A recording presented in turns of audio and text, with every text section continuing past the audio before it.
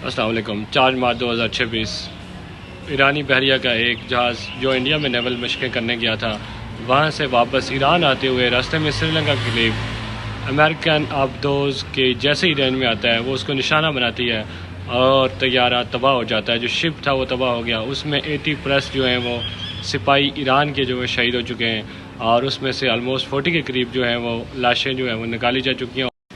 श्रीलंकन हुकूमत ने इंसानियत का सबूत देते हुए बहुत सी ईरानी फ़ौजियों की लाशें जो वो निकाली हैं, रेस्क्यू की हैं। और इसकी जो है वो सोचने की बात यह है कि इसकी जो मुखबरी है वो किसने की है। इसकी खबर अमेरिका और इसराइल को कैसे हो सकती है कि ये एक शिप जो है वो इंडिया से वापस आ रहा है। ज़ाहिर बात है इसकी जो मुखबरी है, इसकी जो इतला है वो इंडिया की तरफ से हुई है, क्योंकि वह इंडिया में ही गया था तो वापसी आते हुए उस पर अटैक हुआ तो वो इंडिया से ही हुई होगी ज़रूर। ये 100% गारंटेड बात है, क्योंकि ये तीनों जो हैं इंडिया, इसराइल एंड अमेरिका किसी भी जगह मुसलमानों को जो है वो जब भी देखते हैं मौका है तो उनको ज़्यादा से ज़्यादा नुकसान पहुंचाने की कोशिश करते हैं। इनमें इतना ज़्यादा इस्लामोफोबिया घुस चुका है इनके जहनों में कि ये इनको जो है वो सोने नहीं देता और हर जगह इनको यही कीड़ा तंग कर। उधर से अमेरिका ने यह दावा किया है कि हमने जो ईरान की जो नेवी है उसको तबाह कर दिया है और ईरान की जो फ़िज़ाएँ उस पर मुकम्मल कंट्रोल हासिल कर लिया है अमेरिका ने और इसराइल ने। तो ये इन दोनों का गठजोड़ है। ये मिल के जितने भी क्राइम होते हैं, जितनी भी टेररिज्म होती है दुनिया जान में, इसके पीछे कहीं ना कहीं आप देखें तो इनका हाथ होता है।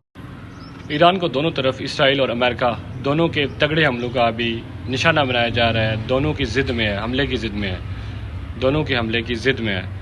लेकिन ईरान हार मानने के लिए तैयार नहीं है और उसने फिर पलटवार किया है इसराइल पे और इसराइल के बहुत से जो है उन्होंने मिसाइल मारे हैं, उनकी नींदें हराम कर दी हैं और इसराइली सारे आपको पता है अब बैंकरों में घुसे।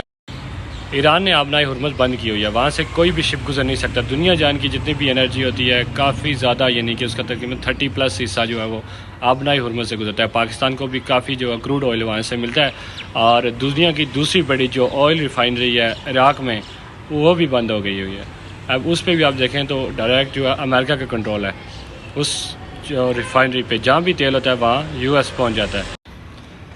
उधर से यमन ने जो खलीजी ममालिक हैं, बहरीन, कतर, सऊदीया वगैरह, इनको जो है वो धमकी देते हुए ये कहा है कि अगर ये आप लोग ईरान के ख़िलाफ़ कोई अटैक करते हैं तो यमन जो है वो आप लोगों पर अटैक करेगा।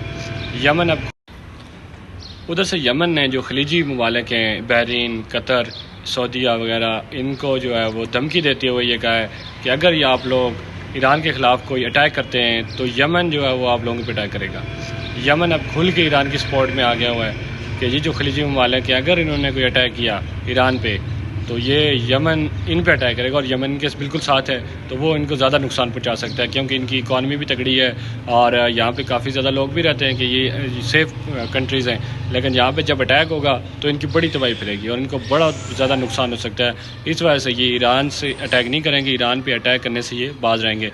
ईरान मुसलसल ड्रोन अटैक कर रहा है और ईरान ने दुबई में ड्रोन अटैक किया है इनकी एम्बेसी पे। अमेरिका की एम्बेसी जो है वो उस पर इन्होंने अटैक किया UAE में।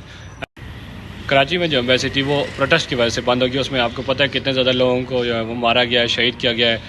अमेरिकन सिक्योरिटी जो फोर्सेस हैं उन्होंने शहीद किया लोगों को, जिन लोगों ने एहतजाज किया वहाँ पे।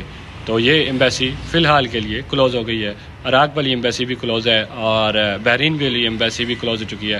तो ये जितनी भी एम्बेसी हैं इनकी इस पर ईरान के तगड़े अटैक हो रहे हैं। अमेरिका ने, वाइट हाउस ने यह कहा है कि जो स्पेन था वो हमारे साथ मदद के लिए शामिल हो गया, यानी कि ईरान के ख़िलाफ़ जो जंग थी उसने बेसिस देने से मना कर दिया था तो वो हमारे साथ राज़ी हो गया। लेकिन इसकी तरदीद करते हुए हिस्पानवी वज़ीर-ए-आज़म ने कहा है कि हमने कोई इस तरह